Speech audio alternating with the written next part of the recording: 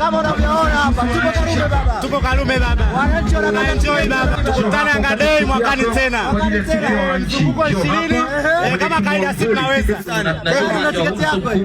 Hii ni VIP.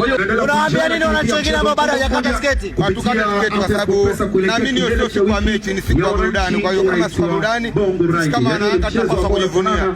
Angalia nguvu ambazo viongozi wetu wanaitumia Brazil. Kuna wasajili zinafanyika kubwa ambazo zote ni kwa ajili ya kuipa heshima Yanga.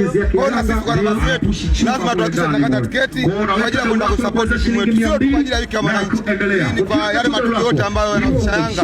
Sisi kama shabiki tunapaswa kuunga mkono timu yetu. Timu yetu lazima tuunge mkono kali tunavyoweza. Bwana wananchi, mwakani tena.